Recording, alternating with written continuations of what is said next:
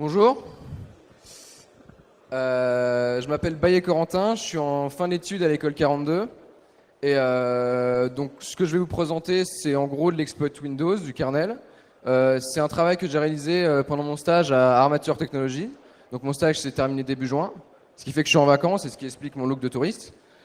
Euh, donc très vite, de quoi on va parler? On va parler d'exploitation kernel du coup sur Windows, plus précisément dans la non-page pool. On va parler d'exploitation à un niveau d'intégrité moyen, qui est en gros le niveau d'intégrité que vous avez quand vous êtes un utilisateur normal sur une machine Windows.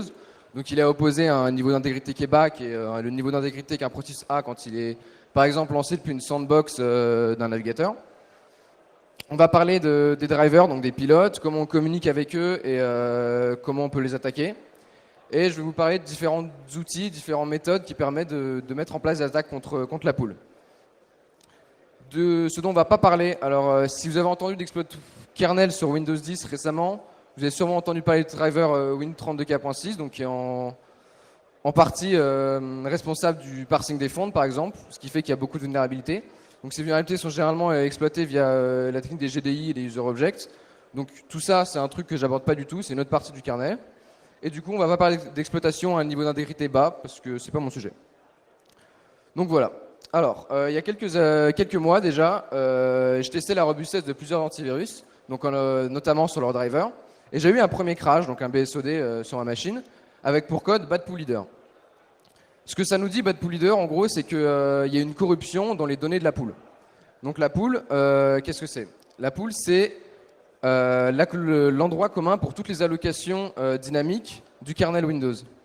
Ce qui fait que quand un driver, par exemple, il va appeler la fonction xAllocate_pool_visitag, ça alloue dans la pool. Donc le conférencier précédent en a un petit peu parlé, si vous vous rappelez. Donc cette pool, elle est commune pour tous les drivers, c'est-à-dire qu'il n'y a pas d'espace réservé pour un driver ou pour une partie du kernel, tout s'alloue au même endroit. Bien que ça ressemble à une heap Linux ou une heap Windows même, ça c'est spécifique, ces allocateurs et ces structures qui sont bien spécifiques et dont on va parler. Et voilà. Alors, ce qu'il faut savoir sur la pool, c'est qu'il y en a plusieurs types qui existent. Pareil, le conférencier avant a vaguement abordé le sujet. Donc, on peut différencier deux gros types, c'est la non-page pool et la page pool. Donc, globalement, comme leur nom l'indique, la non-page pool, elle va rester en mémoire physique. Donc, elle va jamais, on peut l'appeler à n'importe quel niveau d'interruption. Alors que la page pool, elle va passer de la mémoire physique à la mémoire paginée, du coup. Et donc voilà. Donc, elles fonctionnent pareil, mais elles ne sont pas utilisées au même moment. Ce qu'il faut retenir globalement, c'est que la pool, c'est une liste de pages qui sont mappées en mémoire et qui sont découpés en chunks.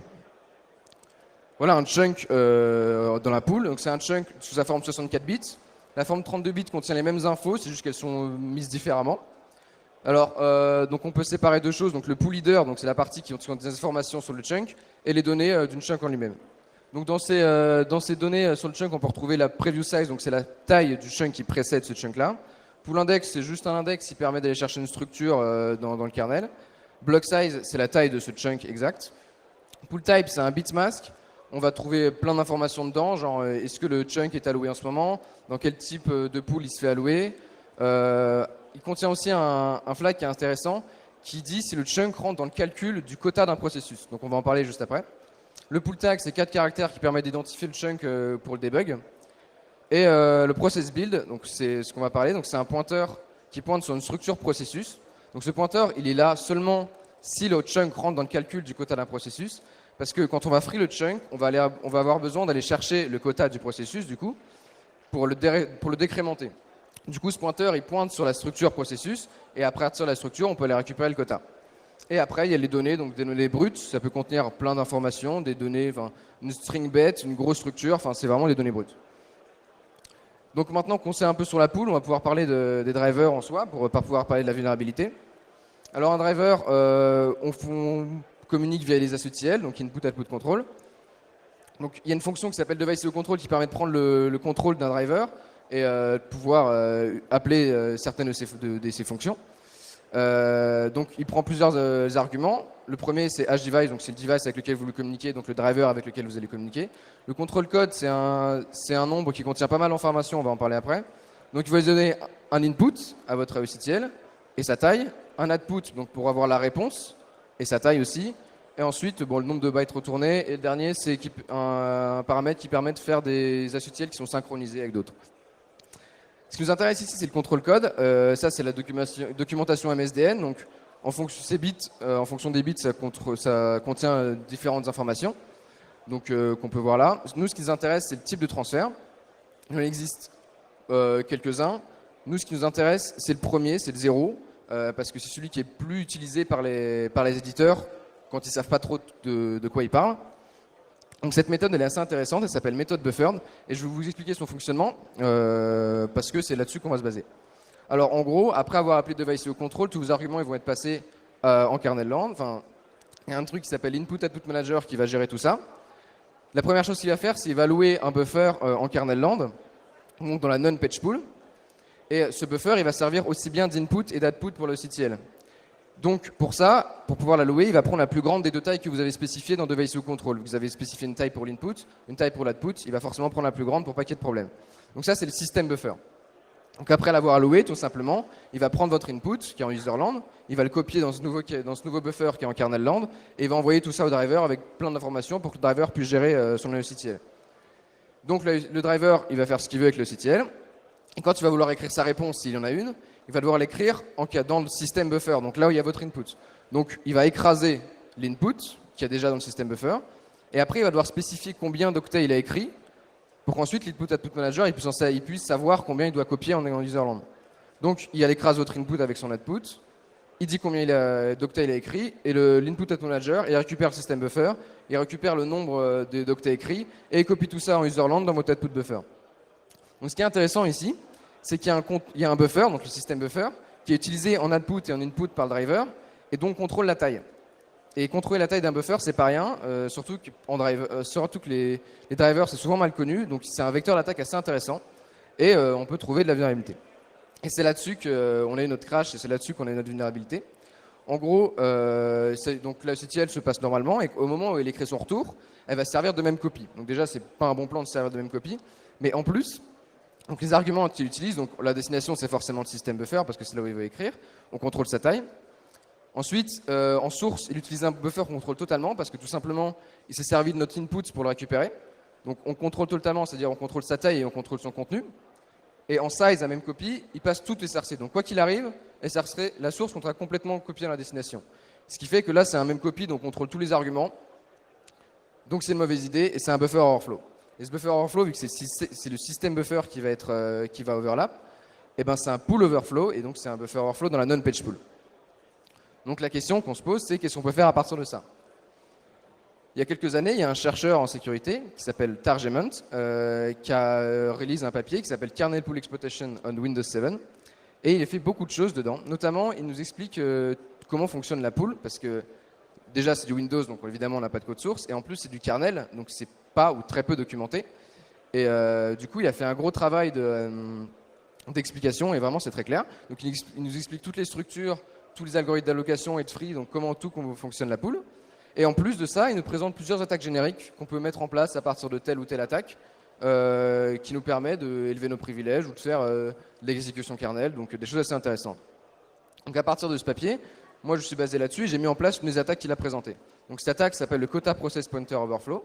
Le principe est tout simple, c'est servir d'un buffer overflow pour aller attaquer le pool leader du chunk du suivant et d'écraser le process pointer dont on parlait tout à l'heure.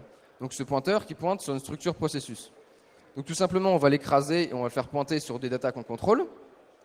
Et à partir de ça, comme ils veulent récupérer le quota, dans la structure, on va mettre une adresse arbitraire et ça nous permet d'avoir une décrémentation arbitraire. Donc ça nous permet de décrémenter n'importe quel nombre, n'importe où dans la mémoire, tant qu'on connaît son adresse. Et une décrémentation arbitraire, ça suffit largement pour élever nos privilèges sur Windows. Et donc, sur Windows 7, c'est déjà un exploit. Donc, je vais vous montrer ça sur Windows 7. Non, c'est pas ça. Tac. Donc voilà, donc l'exploit il est là. Donc il attend qu'il y ait une connexion évidemment parce qu'il faut que le driver il soit monté. Donc ça, c'est le logiciel vulnérable. Alors Hitman Pro, c'est un scan qui est fourni avec un produit spécial qui s'appelle Hitman Pro Alert, qui est développé par Sofrite. Hitman Pro Alert, c'est un programme qui permet de faire de la mitigation d'exploits. En gros, vous lui donnez des exécutables à protéger, genre votre navigateur, il va pouvoir détecter des attaques genre des buffer overflow, des rope chain. Donc c'est un produit de sécurité. Et avec leur produit de mitigation d'exploit, ils ont mis un scan tout simple, un scan web, donc qui va prendre vos fichiers, les envoyer sur un cloud et pour vérifier s'ils sont sains. Et ce scan-là, il est un peu pété. Donc dès que le driver sera lancé, on va voir qu'ici il va se connecter. Voilà. Donc on peut lancer notre exploit. Et voilà notre shell qui pop. On est bien système, ici. Voilà, Enter Authority System. Donc là, on a fait une élévation de privilèges assez basique sur Windows 7. Évidemment, il y a un truc qui... Merde. Voilà. Donc sur Windows 7, faire ça, c'est assez basique, c'est l'écrasement d'un pointeur en gros. Et donc c'est intéressant, mais voilà, sans plus, dans le vrai monde, donc c'est intéressant, mais voilà. Ce qu'il faut regarder, c'est qu'à partir de Windows 8, Microsoft, ils ont fait un gros travail de sécurité, ils ont mis en place plein de nouvelles sécurités. Donc je ne vais pas vous faire une liste exhaustive, mais je peux vous en lister quelques-unes. Donc du linking and leaking qui est vraiment propre, donc dans les algorithmes d'allocation and free, c'est plus possible de contrôler totalement l'exécution avec un buffer overflow par exemple. Le pool index dont on parlait tout à l'heure, avant n'était pas vérifié, donc on pouvait arriver à un nul des références, donc c'est plus le cas. SMEP, donc Supervisor Mode Execution Prevention, donc qui permet que du code exécuté à un niveau d'intégrité kernel ne jump pas sur du code userland sans raison. Minmap adresse, ça veut dire que les 65 000 premiers octets de la mémoire sont réservés à Windows et ne peuvent pas être alloués, donc on ne peut pas, par exemple, exploiter un nul des références. Et aussi un nouveau type de pool, donc qui remplace de base la non-page pool, qui est la non-page pool NX, donc une non-page pool qui n'est pas exécutable. Donc par de base, elle remplace celle-là. Donc par exemple, le système buffer est maintenant alloué dans la non-page pool NX. À propos de l'attaque qu'on a utilisée, il y a deux protections qui ont été mises en place. La première, c'est que le pointeur qu'on a écrasé, maintenant, il est chiffré avec un cookie. Et en plus d'être chiffré, une fois qu'il est déchiffré par l'algorithme de Free, l'algorithme il va vérifier si le pointeur il pointe bien en kernel-land, parce qu'a priori, il n'a pas de raison de pointer ailleurs, dans l'userland ou quoi que ce soit. Du coup, s'il ne pointe pas dans le kernel-land, il va BSOD tout simplement. Donc nous, aujourd'hui, notre chunk, il ressemblait à ça. Maintenant, ça, c'est validé. Et notre pointeur, Marsan, c'est plus un pointeur, c'est cookie qui est exoré avec l'adresse du chunk, qui est exoré avec le pointeur. Donc aujourd'hui, le genre de vulnérabilité qu'on voit, c'est difficile à exploiter. Perso, j'en ai pas vu, j'aimerais bien en voir plus, mais je n'en vois plus. Et surtout, il n'y a plus d'attaque générique qui existe. Et c'est bien dommage. Mais moi, je voulais quand même voir ce que je peux faire avec mon buffer, mon pool overflow. Et si je peux le faire sur la dernière version de Windows 10, ce serait quand même pas mal. Donc je me suis demandé de quoi j'avais besoin si je voulais mettre exactement la même attaque en place, donc le quota process pointer overwrite. Donc j'aurais besoin du cookie, évidemment, pour chiffrer correctement mon pointeur. J'aurais besoin de l'adresse du chunk que j'écrase, parce que pareil, c'est utilisé dans le chiffrement du pointeur. Et j'aurais besoin de données arbitraires en kernel-land et une adresse que je connais. Parce que même si je chiffre correctement mon pointeur, après, il faut qu'il pointe sur des données que je contrôle. Et comme il doit pointer en kernel-land, je dois avoir des données que je contrôle, donc arbitraires, en kernel-land, et évidemment une adresse que je connais, puisque je dois écrire le pointeur. Donc j'ai besoin de ces trois choses. Ça semble quand même très compliqué, mais après tout, on est français, donc on ne s'est pas découragé. Et on s'est intéressé à ce qu'on pouvait faire. Alors le premier outil la première méthode que je vais vous présenter, ça s'appelle le pool spraying. Il y a d'autres noms comme pool messaging ou pool feng shui. C'est pas le nom qui est très important. Ce qui est important, c'est ce que ça fait. Le but du pool spraying, c'est de pouvoir contrôler un peu les allocations futures faites dans le kernel. Alors contrôler, c'est un vaste mot, ça veut dire plein de choses. Ça veut dire éventuellement contrôler ce qu'il y a autour, contrôler où c'est alloué, donc pouvoir dire prédire où, à peu près où ça va être, carrément connaître les adresses d'allocation, parce que c'est du kernel, donc on n'a pas les adresses normalement. Donc c'est vaste, mais le but c'est d'en faire le plus possible, quoi. Ça va nous apporter du contrôle et de la connaissance, ce qui est très important, surtout quand on fait du kernel, parce que si votre exploit il crache, il crache la machine, vous ne pouvez pas vous permettre de le spam en boucle en espérant qu'un jour ça marche. Donc il faut que ce soit stable. Et donc c'est très intéressant. Alors le pool spraying, ce qui est intéressant, c'est que ça va utiliser le comportement de l'allocateur directement. Vous n'allez pas utiliser des vulnérabilités ou quoi que ce soit. Et alors pour ça, je vais vous présenter comment un peu se comporte l'allocateur de la pool sous Windows. Donc accrochez-vous 10 minutes, ça va passer. C'est pas très très dur. Très vite, on va parler de la version 64 bits de tout ça, donc parce que ça marche bien et que si vous savez faire en 64, vous savez faire en 32. Et on va pas parler de deux cas particuliers qui sont les big chunks et les big pages, donc les chunks qui sont plus grands qu'une page normale, donc qui sont plus de 4080 octets, parce que ça ne nous intéresse pas tout simplement. Alors, tout l'allocateur et les algorithmes de free tournent autour de deux listes, des free lists, donc des listes de chunks qui sont free, donc qui ne sont pas utilisés en ce moment. Donc ces deux listes sont globalement pareilles, c'est des listes LIFO qui sont triés donc, par taille, donc les chunks sont triés par taille à l'intérieur. Donc les deux listes sont similaires. La seule différence entre les deux, c'est que la première, la look-aside list, elle contient des chunks seulement inférieurs ou égaux à 512 octets, et elle peut contenir que maximum 250 chunks de la même taille. Donc elle peut contenir peut-être 1000 chunks, mais juste 255 chunks de la même taille. Donc en gros, pour ceux qui connaissent un peu de la heap ou quoi, ça ressemble à une fast bin. Donc c'est une free list qui est censée contenir des chunks qui sont petits. Donc la deuxième, elle peut contenir des chunks de n'importe quelle taille.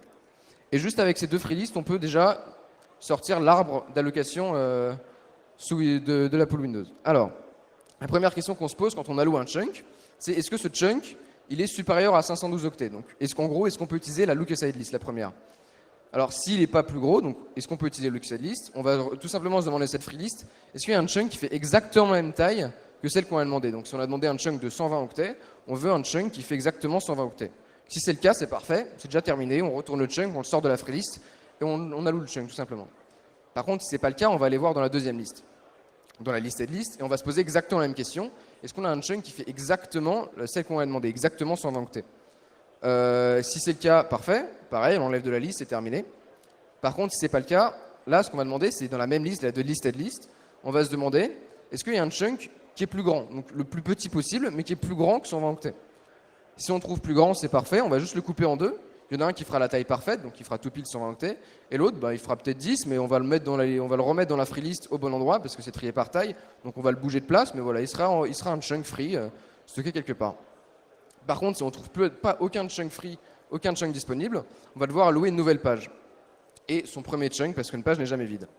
Donc l'allocation d'une page, c'est tout simple, il y a 4096 octets qui sont mappés en mémoire, et sa première allocation va se faire en haut de la page. Donc là, on a deux chunks. On a un qui est alloué et donc qui est dans la page, et l'autre, il est aussi dans la page, mais c'est un chunk qui est free. Et du coup, il se trouve dans la deuxième liste, la listed list, et il attend d'être pouvoir utilisé par une allocation. Donc là, les autres allocations, elles vont utiliser ce chunk-là, ils vont se faire en bas de la page à partir de là. Et donc là, notre chunk qui était free, il vient de se faire manger un petit peu pour l'allocation, et toutes les allocations vont continuer comme ça, jusqu'à ce qu'il n'y ait plus de place dans cette page et qu'on en alloue une nouvelle. Voilà pour l'algorithme d'allocation, pas très compliqué. L'algorithme de free, ça ressemble beaucoup. La première question qu'on se pose, c'est est-ce que le chunk il est supérieur à 512 octets? Si ce n'est pas le cas, ça veut dire qu'on peut utiliser la première des listes, la look-aside list. On va se demander si elle est pleine, parce qu'elle peut contenir que 255 chunks de la même taille. Donc si elle n'est pas pleine, parfait, on le range dedans, c'est terminé. Par contre, si elle est pleine, alors on va regrouper les chunks. Ce que ça veut dire, c'est qu'on a un chunk qui est free, on va regarder tout simplement si le chunk juste avant ou le chunk juste après, ils sont free aussi. S'ils sont free, eh ben on va les regrouper pour qu'ils forment un seul chunk, pour optimiser tout simplement. Et là, on va se demander si ce nouveau chunk, s'il a changé de taille, est-ce qu'il est plus gros qu'une page? En gros, est-ce qu'on vient de free le dernier chunk d'une page? Donc ici, une page qui est vide. Une page vide, ça n'existe pas. Si une page est vide, on va la démapper de la mémoire, donc la mémoire n'existera plus. Par contre, c'est juste un chunk spécial, un chunk plus gros comme ça, mais qui reste des chunks dans la page, on va tout simplement le stocker dans la free list et il va pouvoir être utilisé dans une allocation. Donc voilà pour les algorithmes d'allocation. Donc on va pouvoir se servir de ça pour pouvoir mettre en place, pour pouvoir contrôler un peu ce qui se passe. Par contre, pour pouvoir contrôler ce qui se passe, on va avoir besoin d'outils, c'est-à-dire de pouvoir allouer et free des chunks dans la pool. Pour ça, pour pouvoir le faire depuis Userland, on a des objets sur Windows qui existent. Donc il y a plein d'objets différents qui existent. Par exemple, les réserves objets, les sémaphores. Ce qui est bien avec plein d'objets différents, c'est qu'ils ont différentes tailles, ce qui va nous permettre de mettre des springs plus ou moins précis en place. Et aussi, ils sont alloués dans des pools différentes. Par exemple, le reserve object va être utilisé plus dans la non-page pool, alors que la clé de registre, elle va toujours être allouée dans la page pool. Donc, en fonction de l'objet que vous choisissez pour mettre en place votre spring, vous allez pouvoir viser le type de pool que vous voulez. Donc, ces objets, comment ça fonctionne? Là, par exemple, avec un reserve object, il y a une fonction qui s'appelle tout simplement ntAllocate reserve object. Donc, elle va créer un objet en kernel land, et vous, en userland, pour pouvoir communiquer un peu à cet objet, vous n'avez pas l'adresse évidemment avec cette adresse kernel, vous avez un ID. Donc c'est un handle. Pour faire simple, un handle c'est un ID qui est spécifique à votre processus et qui correspond à un objet en kernel land. Cet ID permet plus ou moins de communiquer avec l'objet, mais surtout de le free. Si vous appelez close handle avec cet ID, ça free l'objet en mémoire. Et donc voilà, donc vous pouvez parfaitement permettre de allouer et free des chunks dans la pool. Et ça nous suffit pour pouvoir, donc le comportement de l'allocateur plus ses allocations, ça nous permet tout simplement de pouvoir contrôler un peu ce qui se passe dans la pool. Donc pour mettre un spring basique en place, la première chose qu'on va faire, c'est arriver à un état prédictible. C'est-à-dire que quel que soit l'état de la machine ou la machine, on veut arriver à un état qui est toujours le même. Et ça, tout simplement, c'est on va allouer massivement des chunks. Donc pour ça, on va prendre un objet, on va le choisir, et on va l'allouer, disons, 100 000 fois. Ça permet quoi? Première chose, c'est que si notre objet il fait moins de 512 octets, ça va utiliser la première des listes, la look-aside list, et ça va la vider de tous les chunks qui font exactement la même taille. Donc une fois qu'elle sera vide, on va utiliser la seconde liste, la listed list.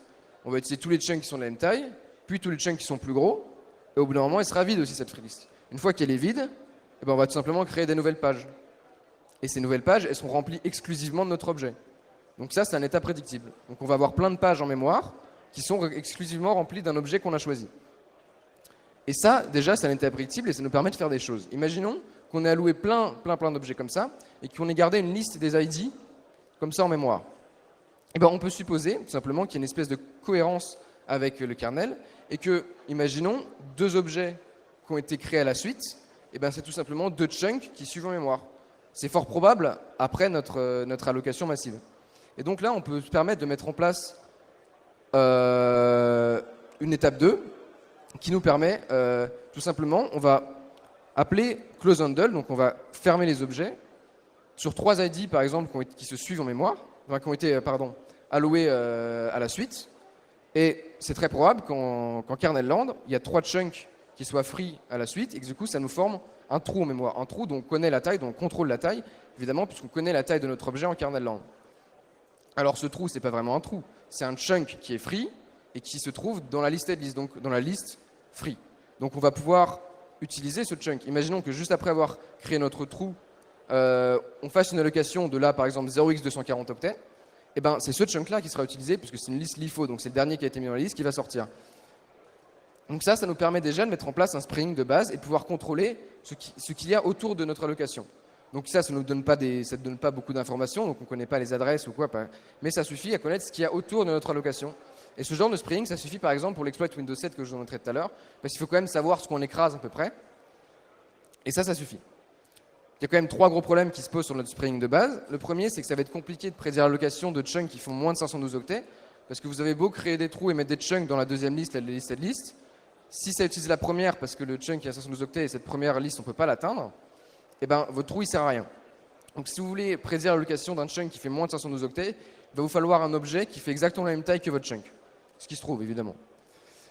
Le deuxième problème, c'est que même si c'est très probable que 2 objets qui soient alloués à la suite, ce soit 2 chunks qui suivent en mémoire, c'est pas certain. Il y a un chunk d'une autre allocation du kernel qui s'est glissé là. Ça se trouve, il y a un chunk qui a été free à côté. Ça se trouve, ils ont été alloués dans 2 pages différentes, donc c'est pas certain.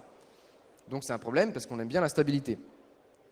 Et en plus, c'est bien de savoir un peu ce qu'il y a autour, mais ça ne donne pas bonne information. On aimerait bien avoir les adresses de nos allocations. Mais heureusement, ces 2 problèmes, on peut les résoudre assez simplement. Sur Windows, il y a un leak qui est bien connu, qui est la fonction NT Query System Information. Donc ça fait des années que cette fonction existe et elle est responsable de beaucoup de leaks Windows, de beaucoup de leaks d'adresses mémoire, etc.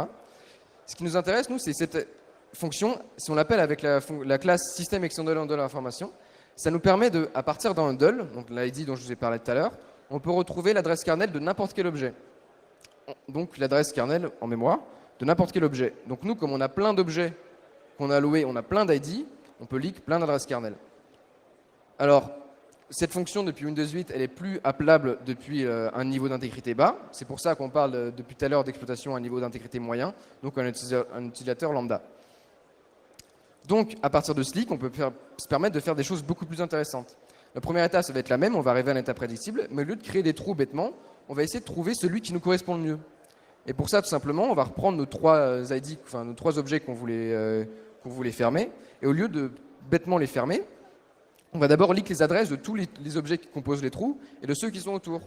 Et là, on va regarder les adresses kernel qu'on a, et la question qu'on va se poser, c'est est-ce que les offsets sont corrects? Parce que vu qu'on connaît la taille de notre objet, si les adresses, il y a le bon offset, l'offset de notre objet entre les deux, ben ça veut dire qu'ils se suivent bien en mémoire. Et du coup, si on free les 3 objets, ce sera bien 3 chunks qui sont free l'un à côté de l'autre, on aura bien notre trou. Donc ça nous permet d'être sûr que nos trous existent bien, et en plus on se retrouve avec les adresses kernel de nos objets.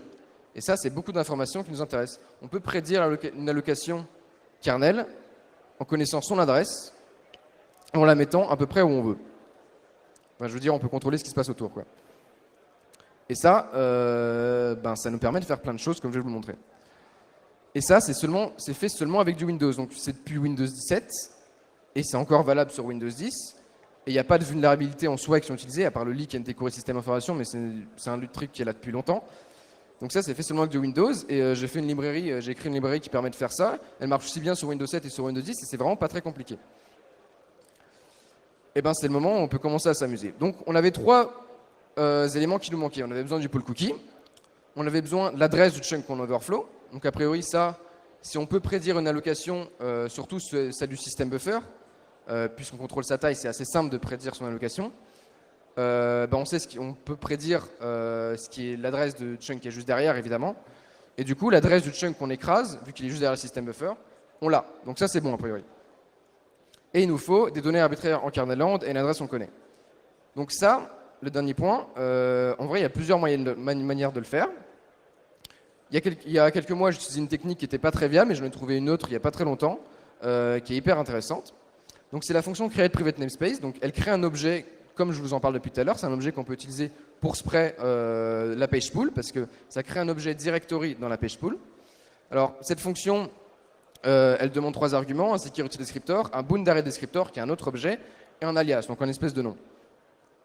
L'autre objet qui nous intéresse, c'est le boundary descriptor, donc il va être leaké directement au namespace, et il demande aussi un nom et un security descriptor. Donc cet objet, ce qui est assez intéressant, c'est qu'une fois qu'il est alloué dans la page pool, directement dans le chunk dans la page pool, on retrouve hello world, c'est-à-dire le nom du boundary descriptor. Donc pas de private namespace directement, mais du boundary descriptor qui lui est linké. Et donc ça, il est toujours au même offset dans le chunk. Et vu que c'est un objet dont on a un handle dessus, on peut utiliser le leak NT Core System Information pour avoir son adresse. Donc on peut parfaitement abuser de ça. Donc là, le chunk, il a doublé de taille. Avant, il faisait 0x230. Maintenant, il fait 0x460. Et c'est ce que j'appelle des données arbitraires. Et donc, on a cette adresse, vu qu'on a un handle sur cet objet, on peut récupérer son adresse kernel, ce qui nous fait bien des données arbitraires en kernel land et une adresse qu'on connaît. Et voilà, et c'est très simple à mettre en place, c'est 20 lignes de code. Hein. Et enfin, le pull cookie. Alors, le pull cookie, c'est notre histoire. Donc, son symbole, voilà, expull quota cookie. Il est généré au bout de la machine, il est stocké à un endroit précis du kernel. Il y a une entropie qui est vraiment correcte, donc on ne va pas s'amuser à le calculer ou à le deviner. De toute façon, ce ne serait pas stable, donc ça ne nous intéresse pas. Donc, a priori, le seul moyen de récupérer ce cookie, c'est d'avoir un leak arbitraire. Et un leak arbitraire, c'est une grosse vulnérabilité, on n'en a pas, et ça ne nous intéresse pas. Donc moi, je suis penché sur où est-ce qu'il est vraiment utilisé, ce cookie. Donc il est utilisé ici, on l'a déjà vu. Quand un chunk est alloué et rentre dans le calcul du quota d'un processus, on a le pointeur qui est chiffré avec le cookie, qui XORé avec l'adresse d'une chunk, qui XORé avec le pointeur. Ce qui est intéressant, c'est que si on free ce chunk, la valeur change et on a juste le cookie XORé avec l'adresse du chunk. Donc le pointeur sur la structure processus disparaît. Donc pourquoi ça fait ça? Tout simplement, ça sert de canary. Dans l'algorithme d'allocation, on va vérifier que cette valeur elle est toujours juste. Donc c'est pour éviter qu'on puisse écraser les données qui sont derrière.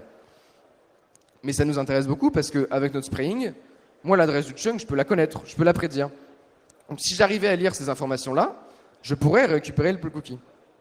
Donc j'ai imaginé une attaque. Tout simplement, on met un spray en place donc pour avoir des chunks qui suivent en mémoire et qu'on contrôle, donc on peut les free quand on veut. On va en free un premier et on va free celui juste avant. Et là, on va rallouer un chunk qui fait la taille des deux d'avant pour qu'il se place et qui se place sur les deux anciens. Ce qui nous intéresse, c'est que quand vous faites des allocations et des free, les données brutes en mémoire, il n'y a pas de raison qu'elles soient écrasées.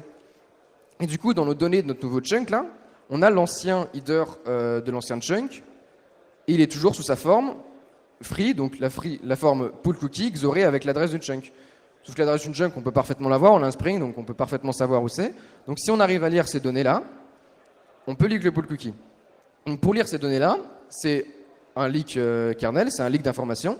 Mais là, on vient de passer en gros d'un leak arbitraire à un out-of-band read de quelques octets. Donc un out-of-band read de quelques octets, ça se trouve. En gros, l'idée, c'est d'avoir peut-être éventuellement une ANOCTL qui fait que le système buffer est alloué ici. Donc dans les données du système buffer à la base, on a l'information qu'on veut récupérer. On va faire en sorte que notre input, il écrase pas ce qu'on veut récupérer. Et ensuite, on aimerait bien que notre driver, quand il écrit son input, il écrase pas notre process, ce qu'on veut récupérer, et il nous le renvoie quand même, c'est-à-dire qu'il renvoie un peu plus de données qu'il écrit. Donc c'est bien une vulnérabilité. Mais c'est beaucoup plus fréquent qu'un leak arbitraire, et je vous dis pas ça au hasard, c'est parce que dans exactement le même driver, où j'ai trouvé mon pool overflow, j'ai une vulnérabilité, donc en gros une autresse IOCTL, qu'est-ce qu'elle faisait? C'est en gros un wrapper pour appeler une fonction kernel depuis userland, elle utilisait notre input dans une fonction, si cette fonction réussissait, il prenait le retour de cette fonction et il l'écrivait dans le système buffer. Donc a priori, pas de problème, il écrit avec même copie, mais cette fois il est sécurisé. Mais le problème, c'est pas au moment de la copie, c'est au moment où le driver va dire combien il a écrit. À cause d'un mauvais calcul ou de l'Unicode, je ne sais quoi, le développeur il s'est trompé, et le driver il va écrire n octets, et il dit qu'il écrit n plus 2. Donc, ce qui fait que quand l'input-output manager il va récupérer le système buffer, il va pas réfléchir, lui il prend le système buffer, et on lui a dit n plus 2, et il récupère n plus 2. Ce qui fait qu'en userland, vous récupérez 2 octets qui n'ont pas été réécrits et qui sont potentiellement des informations intéressantes. Donc là, on a un out of boundary de 2 octets et a priori, c'est suffisant qu'on contrôle un peu comment l'écriture via de l'output via le driver. Notre pool cookie fait 8 octets, mais bon, on a qu'à trigger la vulnérabilité 4 fois et on aura notre cookie. Donc ça suffit largement pour leak le pool cookie. Donc a priori, on avait besoin du pool cookie, on l'a. On avait besoin de l'adresse du check on overflow, on l'a. On avait besoin de données arbitraires en kernel, on a. Ben, on peut y aller. Toc. Temps de lancer ma VM. Donc la technique d'exploit, c'est exactement la même, juste qu'on l'a adaptée pour pouvoir que ça passe sur Windows 10. Ce qu'il faut savoir, que je ne vous ai pas dit tout à l'heure, c'est que la compagnie Surfright, donc qui a écrit tout ça, ça a été racheté par Sophos. Donc c'est avec Sophos qu'on a communiqué pour la vulnérabilité. Donc je vais lancer le driver, je vais lancer le scan, on va attendre qu'il soit bien initialisé avant de lancer l'exploit. Ça prend un peu de temps. Globalement, ce qui va se passer, c'est qu'on va d'abord leak le pool cookie. Une fois qu'on l'aura, on sera prêt à tout et on pourra lancer l'exploit. Ça va arriver.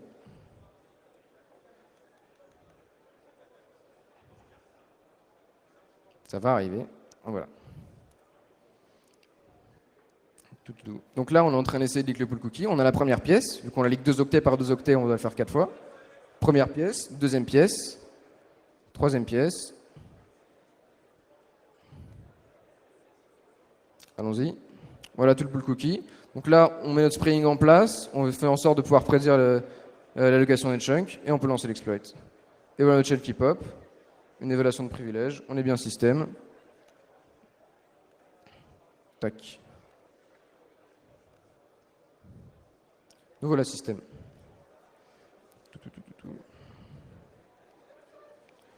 Voilà pour la démo. Pour conclure, alors le patch qui a été mis en place, il est assez intéressant à regarder. En gros, on a communiqué avec Sophos, ils ont été très bien sur la communication. Par contre, ils ont eu un mois de retard sur le patch, et quand le patch est sorti, on constate assez simplement qu'ils ne savent pas du tout ce qui se passe là-bas. Pour pas dire que c'est patché à l'arrache, c'est patché. Et c'est un problème parce que là, on a un driver qui est codé et qui traite de l'input utilisateur. Et c'est dangereux. Un buffer overflow, c'est encore exploitable. On a un buffer qui est utilisé pour input-output, donc on contrôle la taille.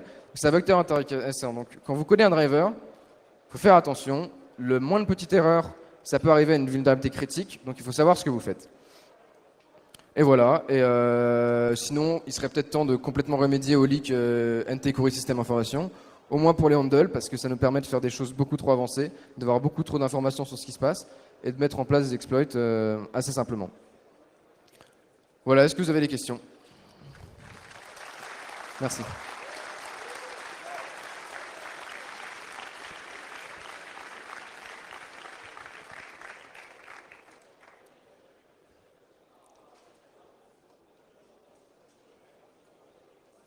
J'ai peut-être pas été très clair.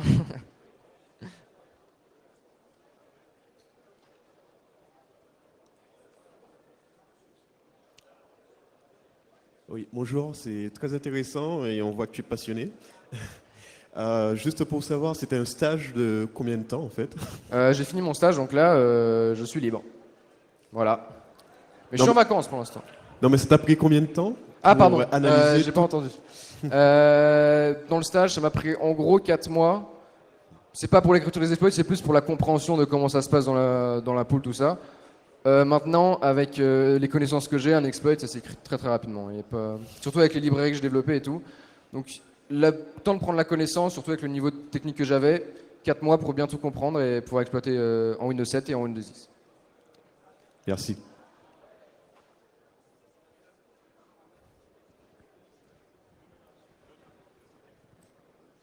D'autres questions? Il y en a 2 au fond. Bonjour. Non mais toi, t'es interdit de questions, toi. Je me demandais, là tu as utilisé de l'infolique pour pouvoir avoir ton cookie.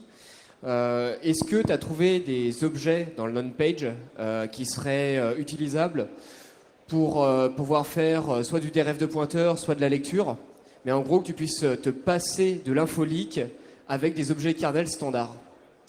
Justement, non. J'ai cherché un petit peu, mais j'ai pas trouvé d'objet qui était assez intéressant. Cet objet-là qui me permet de mettre des données arbitraires en kernel, il est intéressant. J'ai essayé de voir ce que je pouvais faire un peu avec, surtout qui me permet de... Vu qu'on contrôle sa taille, c'est assez intéressant pour le spraying, mais j'ai pas trouvé de leak directement de Windows. J'aurais bien voulu. Par contre, très récemment, là, il y a Juru et d'autres qui ont sorti des outils pour détecter automatiquement des leaks d'informations. Donc, ces leaks, ils sont intéressants à voir, à mettre en place avec ce genre d'attaque. Ouais. Mais comme je dis, un leak pareil, on en voit souvent, surtout avec Google Project Zero en ce moment, on en voit beaucoup.